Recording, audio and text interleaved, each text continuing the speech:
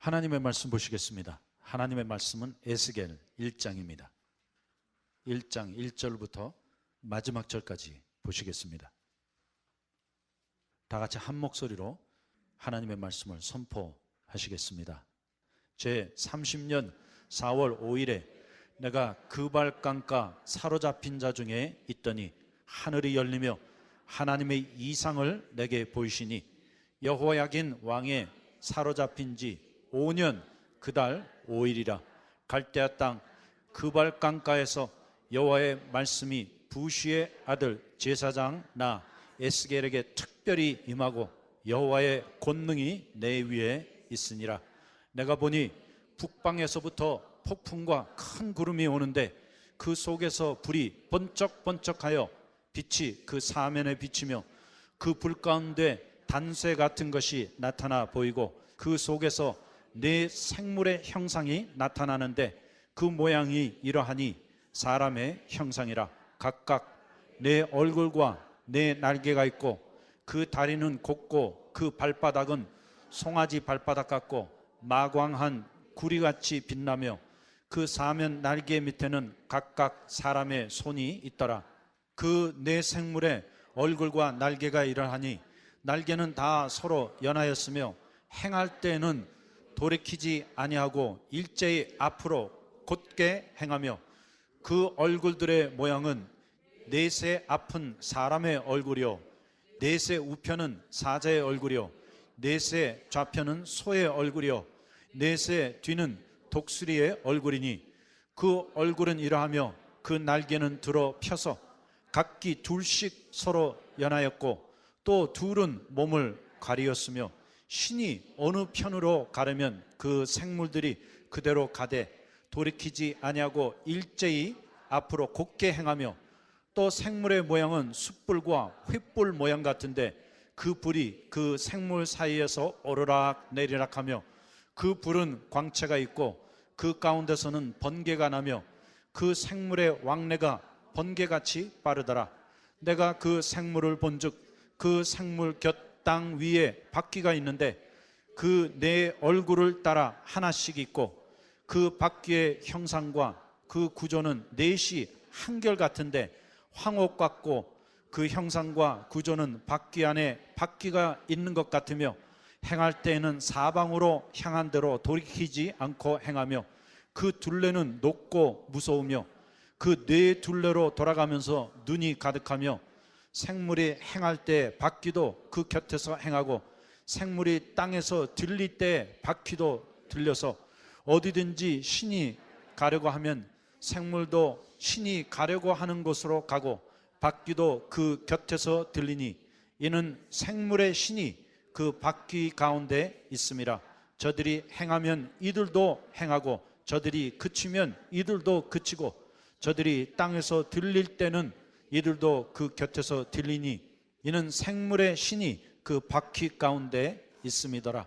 그 생물의 머리에는 수정 같은 궁창의 형상이 펴 있어 보기에 심히 두려우며 그 궁창 밑에 생물들의 날개가 서로 향하여 펴 있는데 이 생물은 두 날개로 몸을 가리었고 저 생물도 두 날개로 몸을 가리었으며 생물들이 행할 때 내가 그 날개 소리를 들은즉 많은 물소리와도 같으며 전능자의 음성과도 같으며 떠드는 소리 곧 군대의 소리와도 같으니 그 생물이 설 때에 그 날개를 들이우더라. 그 머리 위에 있는 궁창에서부터 음성이 나더라. 그 생물이 설 때에 그 날개를 들이우더라. 그 머리 위에 있는 궁창 위에 보좌의 형상이 있는데 그 모양이 남보석 같고 그 보좌의 형상 위에 한 형상이 있어 사람의 모양 같더라. 내가 본즉 그 허리 이상의 모양은 단쇠 같아서 그 속과 주위가 불 같고 그 허리 이하의 모양도 불 같아서 사면으로 광채가 나며 그 사면 광채의 모양은 비 오는 날 구름에 있는 무지개 같으니 이는 여호와의 영광의 형상의 모양이라. 내가 보고 곧 엎드려 그 말씀하시는 자의 음성을 들으니라. 아멘.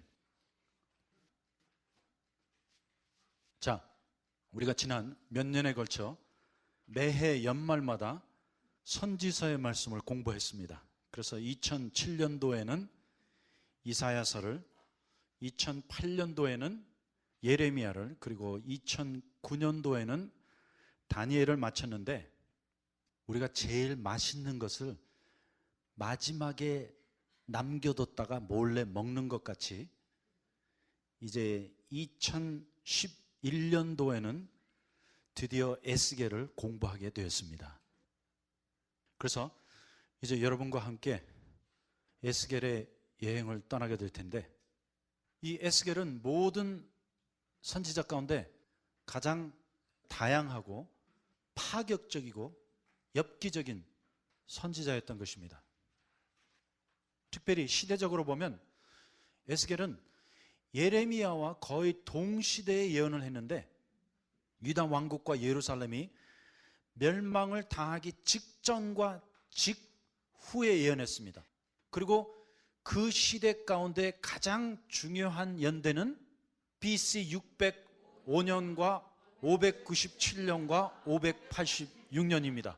그래서 BC 605년에 바벨론 제국의 대왕 느부갓네살이 처음으로 예루살렘을 침공해서 많은 포로들을 붙잡아 갖고, 또 BC 597년에 두 번째 침공하고 BC 586년에는 완전히 예루살렘과 유다 왕국을 멸망시키고 맙니다.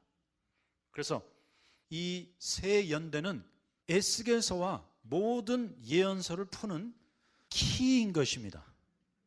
다만 예레미야는 예루살렘이 멸망을 당하는 그 현지에서 모든 멸망을 직접 목격하면서 예언했고, 에스겔은 여호야긴 왕이 사로잡힌 BC 597년에 바벨론의 포로로 붙잡혀갔기 때문에, 그리고 여러분 아시죠? 그 시대는 이 CNN이 없었어요.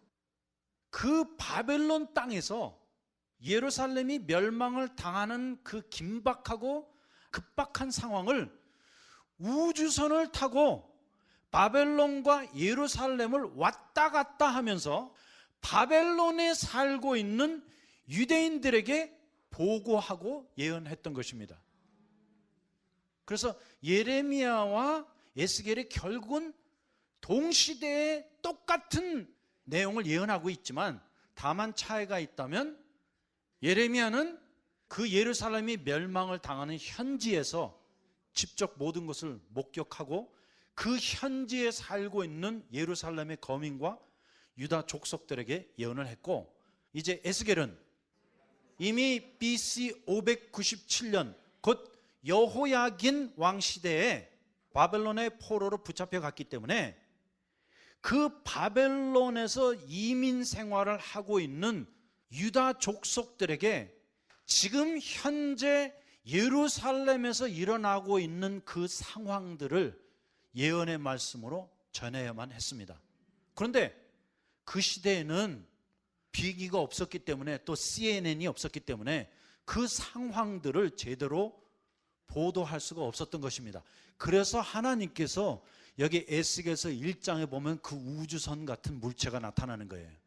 그 네 생물이 나타나는데, 이 네 생물이 곧 그룹 천사인 것입니다. 그래서 하나님께서 실제로 그룹 천사를 보내셔갖고 바벨론 땅에서 지금 살고 있는 에스겔이 시시때때로 네 생물에 이끌려서 예루살렘 땅으로 실제로 가서 자기 눈으로 보고, 또 바벨론 땅에 돌아와서 그곳에 살고 있는, 이민 생활을 하고 있는 유다 족속들에게 말씀을 전한 내용이 곧 에스겔서인 것입니다. 그래서 예레미야와 에스겔의 차이는 이거 하나밖에 없어요. Jeremiah prophesied in Jerusalem. Ezekiel prophesied in Babylon, except they were both prophesying about the destruction of Jerusalem. 왜냐하면 우리가 에스겔을 이해하지 못하는 것은 왜 이러한 생물이, 이러한 물체가 자꾸만 나타나는가, 거기에 초점을 맞춘 거예요. 그런데 이러한 이상한 물체와 생물들은 트랜스포테이션에 불과했던 것입니다. 그러므로 우리는 그 부분에 시간을 낭비하면 안 돼요. 왜냐하면 이 트랜스포테이션이 정말로 에일리언 스페이스십이었는지 어떠한 모양을 갖고 있었는지 우리는 알 길이 없어요. 하지만 만일 오늘 이 시대에 우리가 갖고 있는 우주 비행선을 약 2600년 전에 살고 있는 사람들에게 보여드렸다면 그걸 본 사람도 아마 에스겔 1장에 기록한 대로 말씀을 기록했을 것입니다. 하지만 중요한 사실은 그것이 영적인 현상이었는지 아니면 과학적인 현상이었는지는 우리는 몰라요.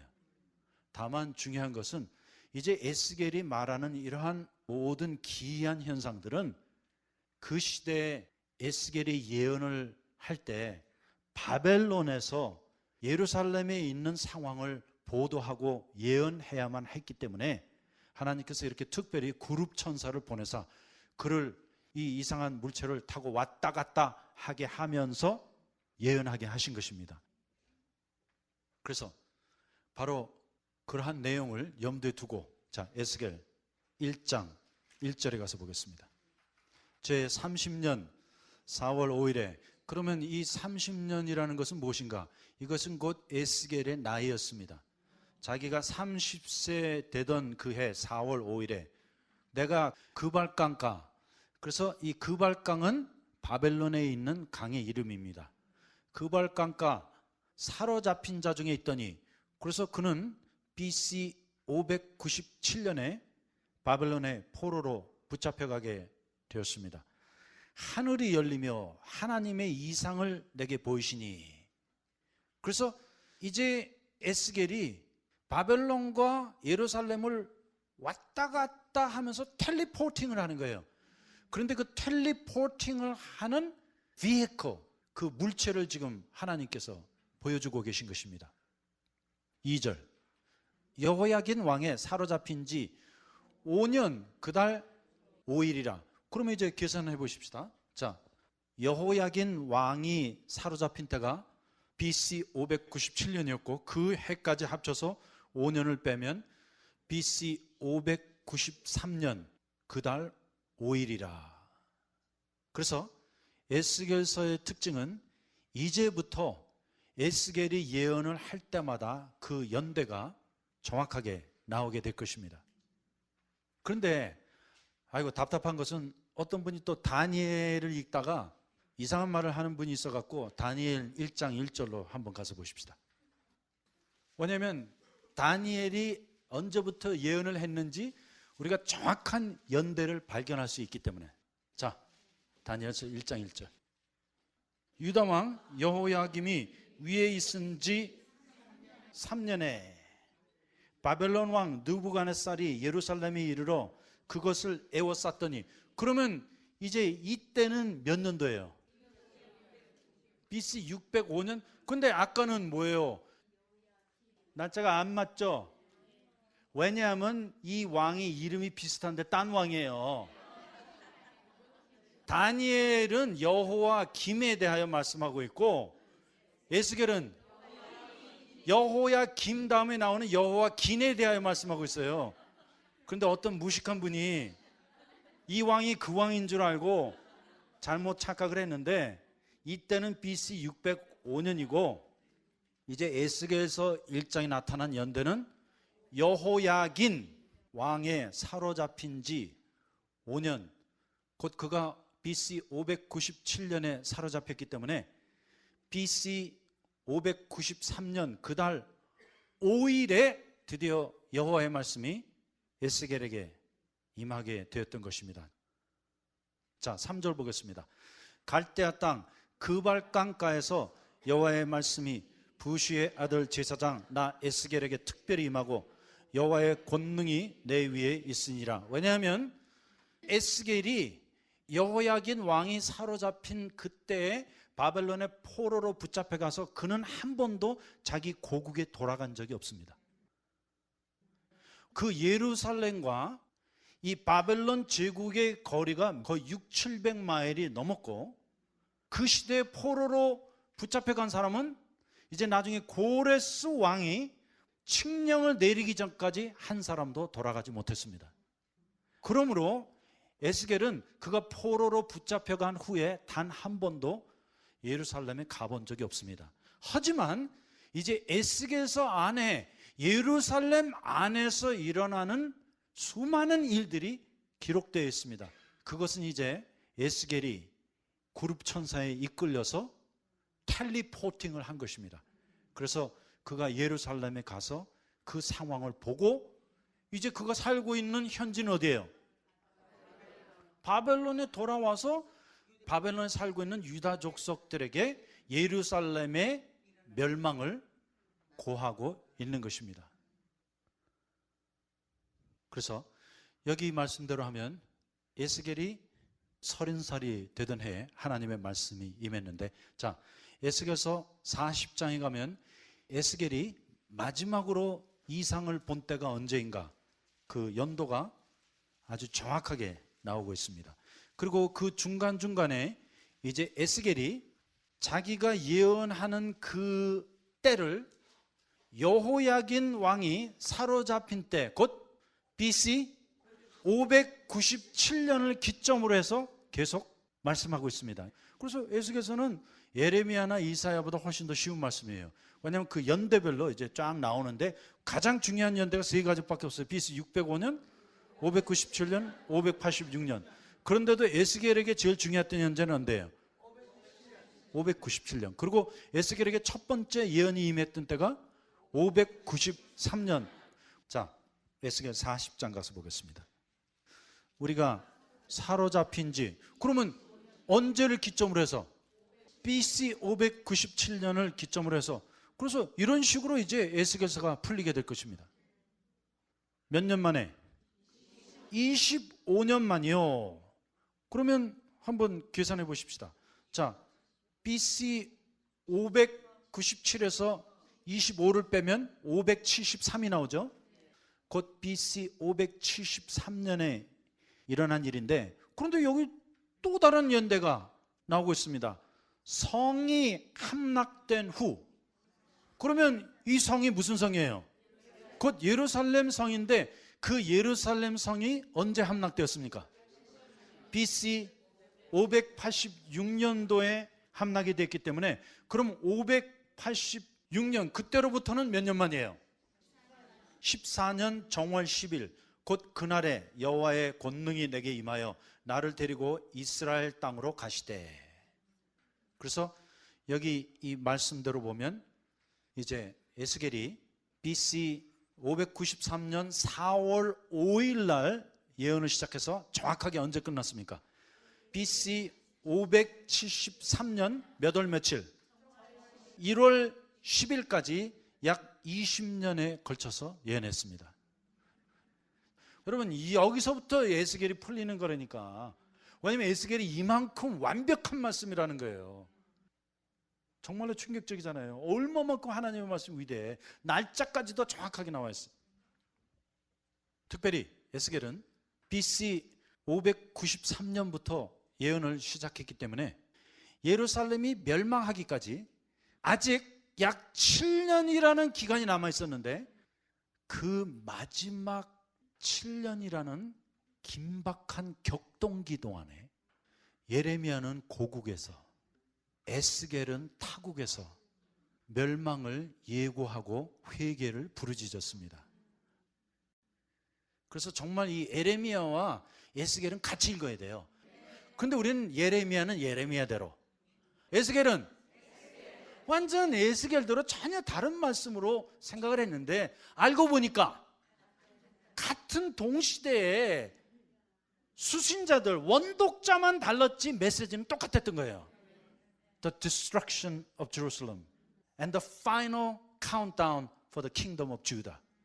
You only have exactly 7 more years to go. 그래서 하나님께서 이렇게 에스겔을 BC 593년에 부르신 것입니다. 와, God knew there were only 7 more years to go. 물론 저 멀리 바벨론에서 살고 있는 유다 족속들에게는 예루살렘의 멸망이 아무 의미가 없었는지도 모릅니다. 하지만 의미가 컸습니다. 왜냐하면 우리 한국이 망했다고 할 때 우리들에게 미치는 영향을 생각해 보라는 거예요. I mean, is this a serious matter or what? It is utterly serious. Because if Korea is destroyed, we are destroyed too. 우리가 아무리 미국에서 뭐 평안하다 해도 한국이 망하면 우리가 함께 망하는 거예요.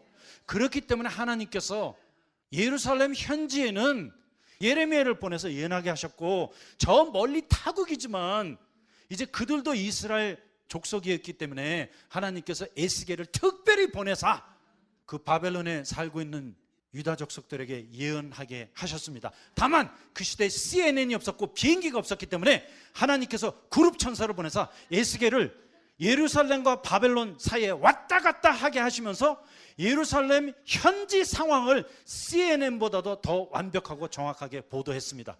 그래서 그 내용이 에스겔서의 주제인 것입니다.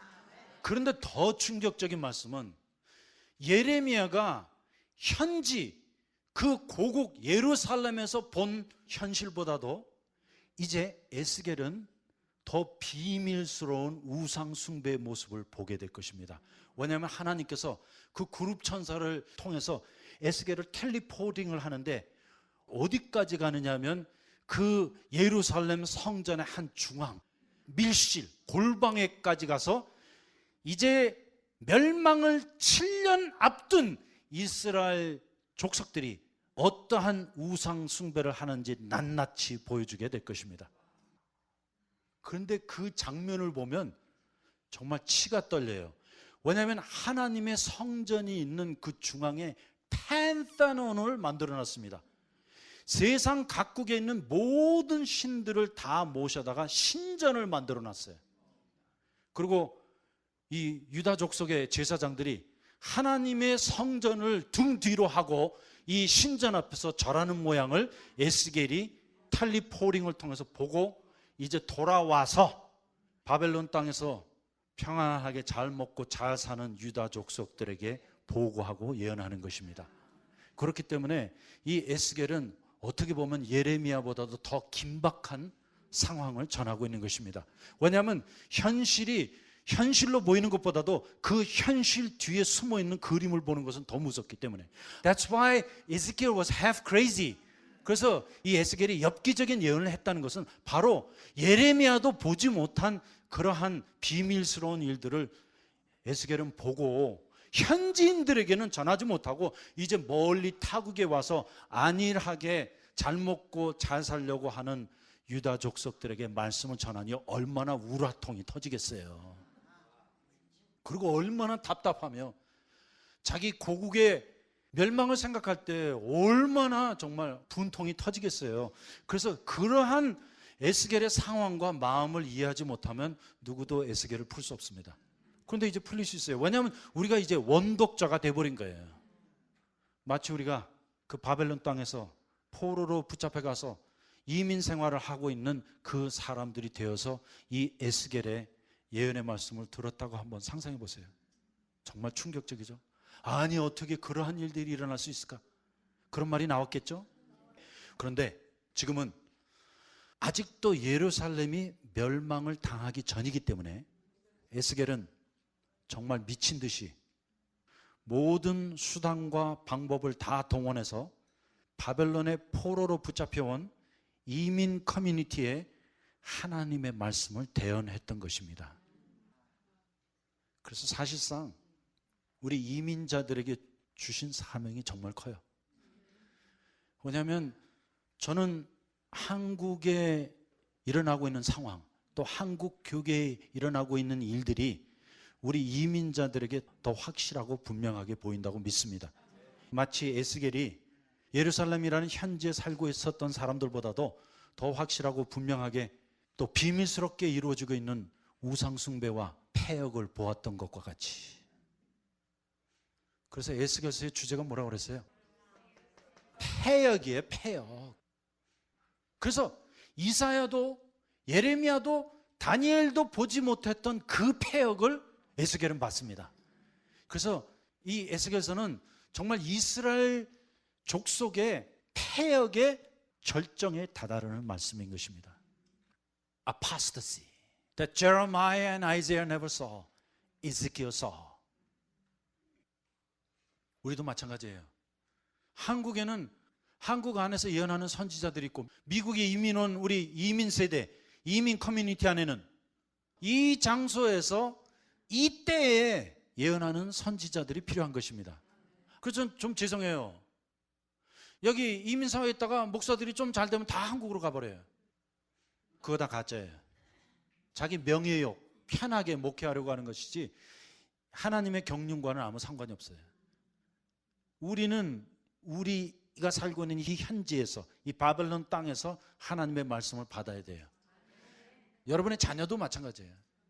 그래서 오히려 우리에게는 이 예레미야보다도 에스겔이 더 가깝게 느껴지는 거예요. 왜냐하면 이 에스겔은 이민자들을 위한, 타국에서 포로 생활을 하고 있는 그 하나님의 백성들에게 보내신 선지자이기 때문에, 특별히 하나님께서는 이렇게 바벨론에 살고 있는 에스겔과 유다 민족을 위해 하나님의 우주선, 곧 그룹 천사를 보내요. 에스겔을 바벨론과 예루살렘 사이를 텔리포팅, 영적으로 왕래하게 하사 긴박한 예루살렘의 상황과 이스라엘 족속의 현실을 보고하게 해주셨습니다. 그러므로 사실 이 에스겔서의 핵심은 how가 아니라 what에 있습니다. 그런데 많은 사람들은 이 에스겔서 1장에 나오는 네 생물에 딱 걸려서 그것을 해독하느라고 모든 시간을 낭비하고 있습니다. 왜냐하면 우리가 how에 딱 걸려버린 거예요. how. 그런데 에스겔서의 핵심은 how가 아니라 뭐라고 그랬어요? What is more important? How is God's method? how는 하나님께 속한 것이에요. 이 에스겔을 어떻게 운반해 갖고 바벨론과 예루살렘을 왔다 갔다 하게 하셨는지는 그것은 우리가 알 필요가 없어요. 왜냐하면 그것은 하나님께 속한 일이기 때문에. 하지만 우리는 분명히 이 에스겔서를 통하여 what을 발견하게 될 것입니다. 그리고 그것이 더 중요한 것입니다. 그러므로 에스겔서 1장에 나오는 이 네 생물은 단순히 하나님의 목적을 이루는, 곧 바벨론에 살고 있는 유다 이민자들에게 예루살렘의 현실을 보고하고 예언하는 일이 하나님의 목적인데, 그 목적을 위해 사용된 도구에 불과한 것입니다. 그러므로 우리는 이 1장에 나오는 네 생물에 대하여 고심할 필요가 없습니다. 왜냐하면 그들은 단순히 하나님께서 그 사명을 감당하라고 보내신 그룹 천사들이었습니다. 그런 의미로 이제 보면 이게 뭐냐 해독할 필요도 없어요. 있어요, 없어요? 없어. What for? 해독하면 또 어떡할 거야? 어떤 분은 또 그림을 그렸대. 그림 그리면 뭐 어떡할 거야? So what? Don't mean nothing. Ezekiel chapter 1 is just about teleporting mechanism. How God did it, I don't want to know, and I don't have to know, and I don't care. Because what is important? But I know the message. The message is soon and very soon Jerusalem will be destroyed. And God is going to reveal the apostasy of the people of Judah, their idolatry and their rebellion. And Ezekiel is calling for repentance. 자, 에스겔 1장 4절 보겠습니다. 내가 보니 북방에서부터 폭풍과 큰 구름이 오는데, 왜냐면 우주선이 날아오는데 그냥 날아왔겠어요? 뭐 막 소용돌이가 쳤겠죠. I mean, imagine there's a spaceship or whatever, teleporting mechanism. 왜냐면 한순간에 에스겔이 바벨론에 있다가 예루살렘에 샥 갔다가 샥 돌아오는데, 나중에 보면 에스겔이 7일 만에 이 사건을 경험하고 헬렐레해져 버렸어요. 너무나 충격이 커서. 그 속에서 불이 번쩍번쩍하여 빛이 그 사면에 비치며 그 불 가운데 단쇠 같은 것이 나타나 보이고, 그 속에서 네 생물의 형상이 나타나는데 그 모양은 이러하니 사람의 형상이라. 각각 네 얼굴과 네 날개가 있고, 이 얼굴이라는 것은 번역이 조금 잘못됐어요. Four face라는 것이에요. face라는 것은 사면이 있다는 것입니다. 얼굴이라는 것보다는 he was seeing four different angles. 네 날개가 있고 다리는 곧고, 왜냐면 우주선이 착륙을 하려면 무슨 다리가 있어야 될 거 아니야. 그런데 그 다리가 곧았어. 그 발바닥은 송아지 발바닥 같고, 왜냐면 우주선 맨 밑바닥에 착륙을 하려면 발바닥이 보통 강한 게 아니잖아요. 그래서 여러분 그 우주선 보면 밑에 발바닥이 꼭 코끼리 발바닥처럼 생겼잖아요. I mean 송아지 발바닥 같고 마광한 구리같이 빛나며, 왜냐면 우주선은 특징이 빛난다는 거예요. 막 휘황찬란하잖아요. 여러분 그것이 뭐 바벨론에서부터 예루살렘 사이에 그냥 순식간에 왔다 갔다 했으니까 이것은 뭐 막한 10 정도 되는 우주선이었어요. 그 사면 날개 밑에는 각각 사람의 손이 있더라. 이것은 사람의 손이 아니라 some kind of mechanical device, right? 왜냐하면 이제 에스겔서의 다른 부분에 보면 이 네 생물이 혹은 이 우주선이 에스겔의 머리를 잡아갖고 쫙 빨아들이는 장면이 나오는데, 그 손이 뭐 어떤 메커니컬 디바이스였는지도 모르죠. 오케이? 그 사면의 날개 밑에는 각각 사람의 손이 있더라. 그 네 생물의 얼굴과 날개가 이라니. 여러분 에스겔이 이거 표현하느라고 얼마나 힘들었겠어요. 아니 2600년 전에 살았던 사람에게 오늘날 있는 스페이스 크래프트를 한번 보여준다고 생각해 보세요. 더군다나 지금 영국에서 만들어낸 해리어 제트는 그냥 그 자리에서 위로 뜨잖아요. 활주로가 필요 없어요. 그런데 바로 그 장면이에요. 지금 9절, 날개는 다 서로 연하였으며 행할 때에는 돌이키지 아니하고 일제히 앞으로 곧게 행하며. 왜냐하면 그 시대 마차는 방향을 돌리려면 전체 돌이켜야 되는데 우주선은 방향을 돌이킬 필요가 없이 그냥 앞으로 가고 뒤로 가고 위로 가고 아래로 가고 마음대로 할 수 있잖아요. 그 움직이는 방향이 물체를 돌이킬 필요가 없다는 거예요. 그런데 에스겔이 이런 물체를 본 적이 없잖아요.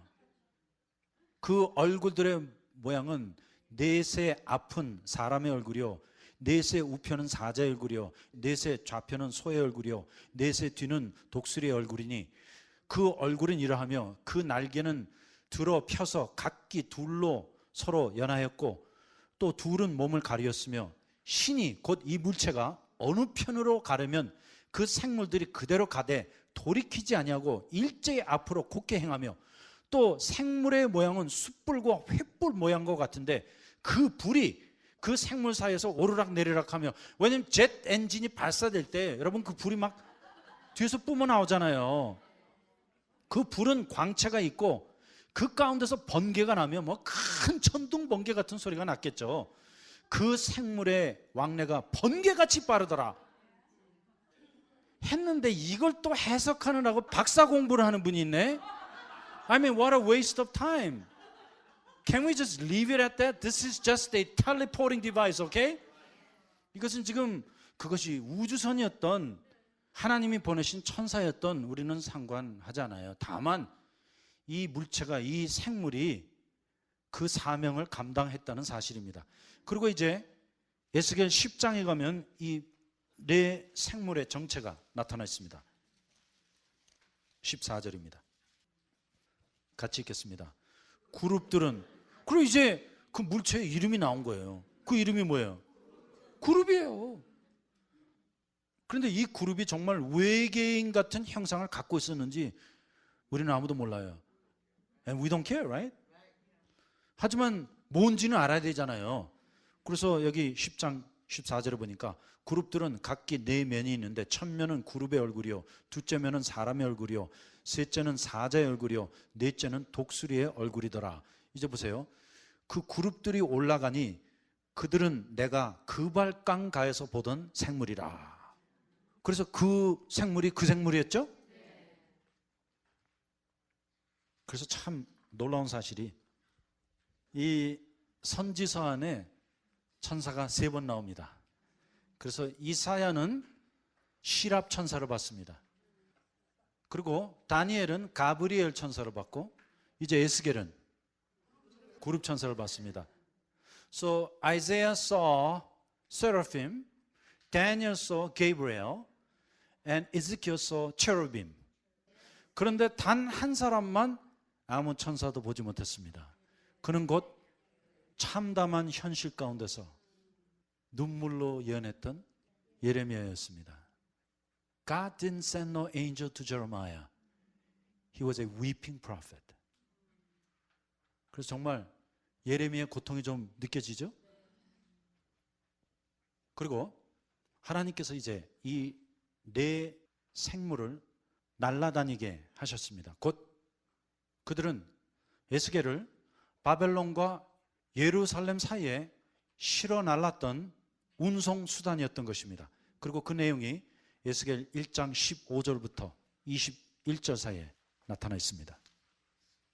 내가 그 생물을 본즉 그 생물 곁 땅 위에 바퀴가 있는데 그 네 얼굴을 따라 하나씩 있고 그 바퀴의 형상과 그 구조는 넷이 한결같은데 황옥 같고 그 형상의 구조는 바퀴 안에 바퀴가 있는 것 같으며 행할 때에는 사방으로 향한 대로 돌이키지 않고 행하며 그 둘레는 높고 무서우며 그 네 둘레로 돌아가면서 눈이 가득하며 생물이 행할 때 바퀴도 그 곁에서 행하고 생물이 땅에서 들릴 때 바퀴도 들려서, 그래서 이 우주선이 바퀴도 달려있고 그냥 날아다닐 수 있는 그런 물체였습니다. 20절, 어디든지 신이 가래하면 생물도 신이 가래하는 곳으로 가고 바퀴도 그 곁에서 들리니, 그러므로 생물과 바퀴와 이 물체는 다 달랐어요. 그래서 에스겔의 말씀에 의하면 생물과 바퀴와 물체가 한 덩어리를 이루고 있는 것이 아니라 각기 달랐지만 생물들이 이 바퀴와 물체가 움직이는 대로 따라갔다는 그 말씀이에요. 그래서 여기 20절에 보니까 어디든지 신이 가래하면 생물도 그 신, 곧 물체가 가려는 곳으로 같이 가고 바퀴도 그 곁에서 들리니, 왜냐하면 우주선이 올라가면 바퀴도 함께 올라갈 거 아니에요. 그래서 이 물체가 땅에 착륙하면 바퀴가 사용이 되겠지만 일단 공중에 붕 날아갈 때는 바퀴가 필요 없는 것입니다. 이는 생물의 신이 그 바퀴 가운데 있습니다. 저들이 행하면 이들도 행하고 저들이 그치면 이들도 그치고 저들이 땅에서 들릴 때 이들도 그 곁에서 들리니, 그러니까 분명 이 네 생물이 어떠한 물체 안에 타고 있었다는 그 뜻이에요.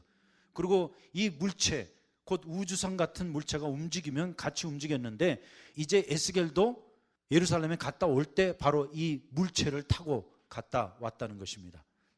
곧 저들이 행하면 이들도 행하고 저들이 그치면 이들도 그치고 저들이 땅에서 들릴 때는 이들도 그 곁에서 들리니 이는 생물의 신이 그 바퀴 가운데 있음이더라.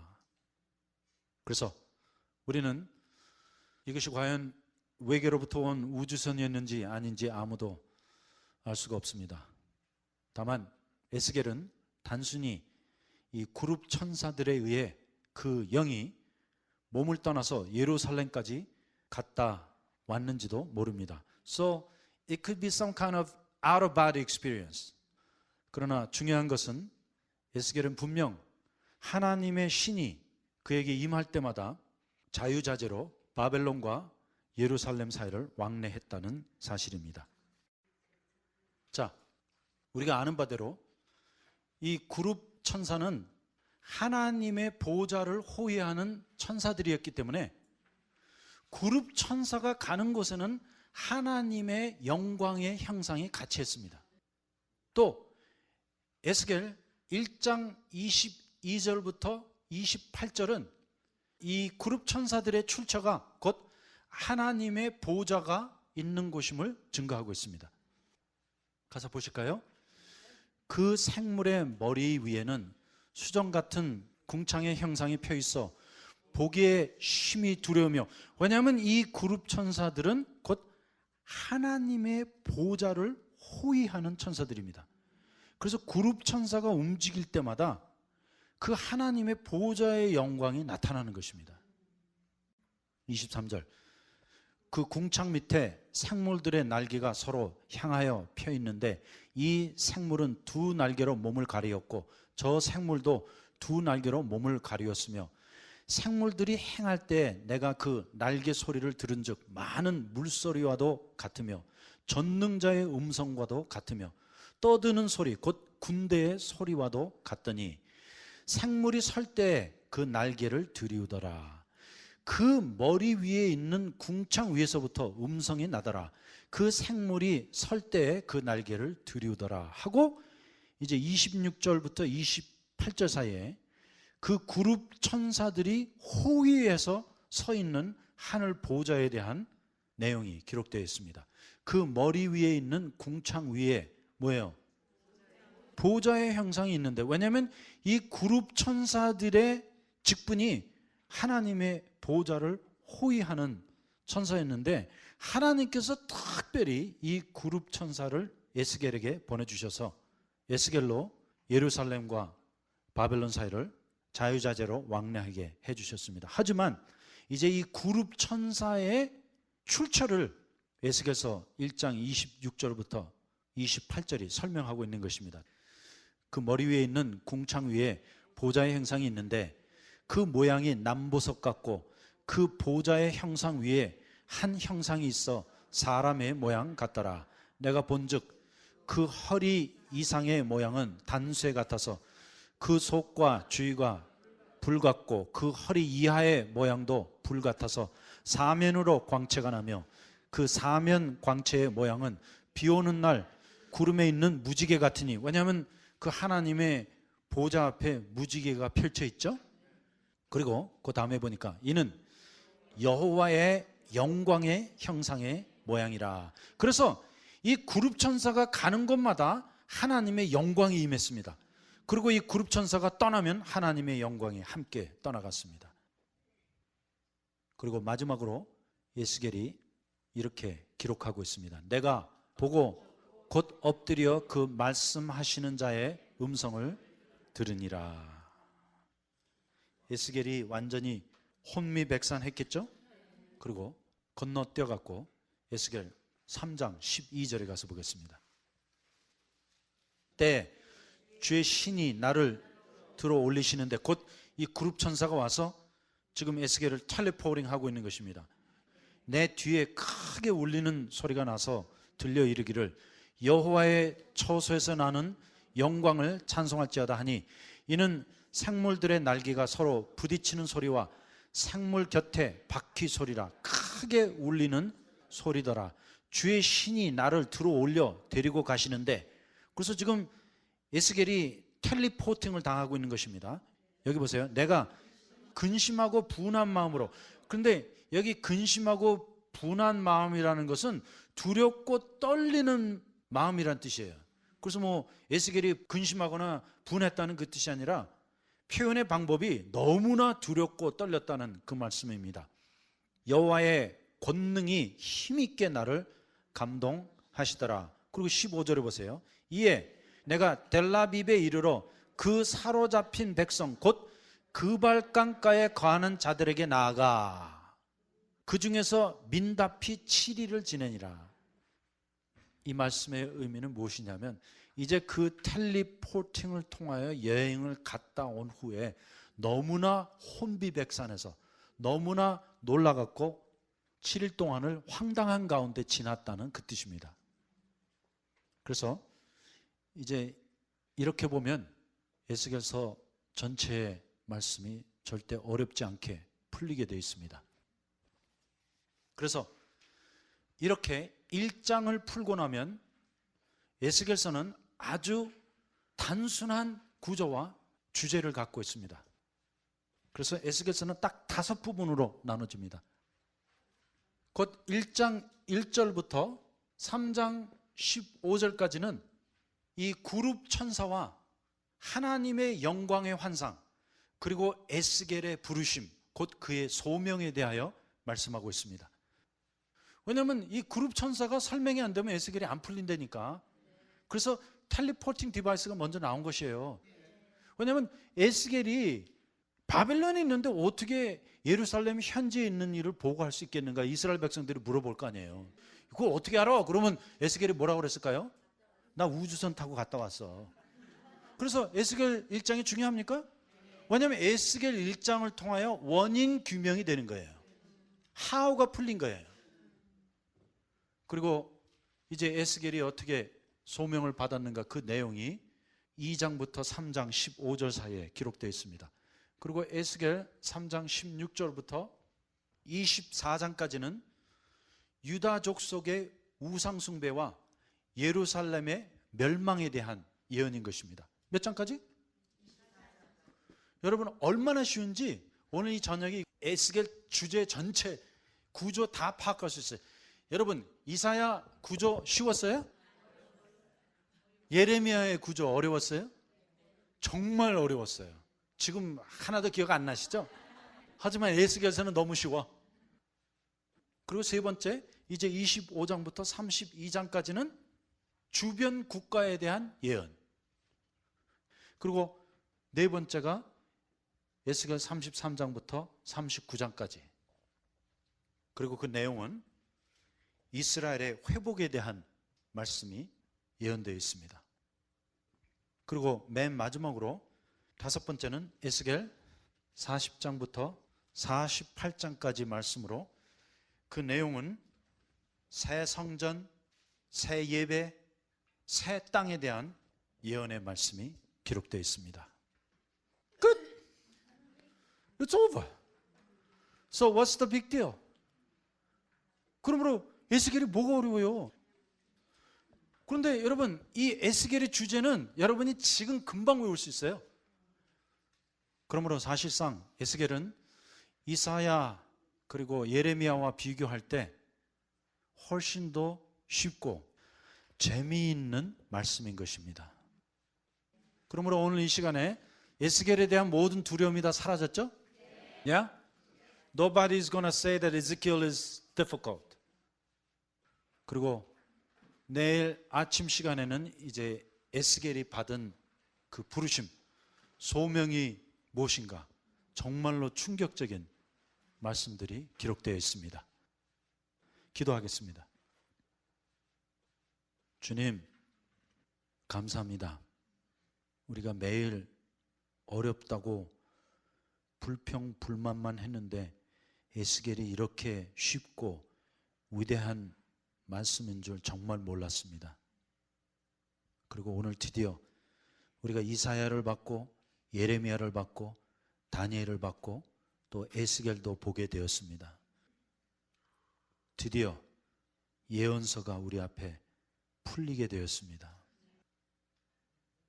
그리고 정말 이 에스겔의 예언의 말씀이 기대가 됩니다. 과연 그가 얼마나 긴박한 상황에서 바벨론과 예루살렘 사이를 텔리포팅 해가면서 바벨론 제국에 안일하게 살아가고 있는 이민자들에게 얼마나 미친 듯이 수단과 방법을 다 동원해서 예언의 말씀을 외쳤는지 그 에스겔이 우리 눈앞에 선하게 보입니다. 이제 이와 같이 주께서 이 말씀을 통하여 우리 이민자들에게 이민 세대에 말씀하여 주시옵소서. 우리 앞에 어떠한 멸망이 다가오며 어떠한 폐역이 일어나고 있는지 깨닫게 하여 주시고 회개하여 주께 돌아오게 하여 주시옵소서. 그리고 에스겔이 말씀한 이 위대한 회복의 역사, 곧 마른 뼈가 살아나는 그 역사를 이 시대에 일으켜 주시고 주님, 우리에게 예수 그리스도를 통한 정말 새 성전, 새 예배, 새 하늘과 새 땅이 필요합니다. 그 하나님의 나라를 앙망하게 하여 주시고 그 주님의 재림을 기다리며 등불과 기름을 준비한 다섯 처녀같이 살게 하여 주시옵소서. 다시 한번 주신 말씀을 감사할 때 예수님의 이름으로 기도하였습니다. 아멘.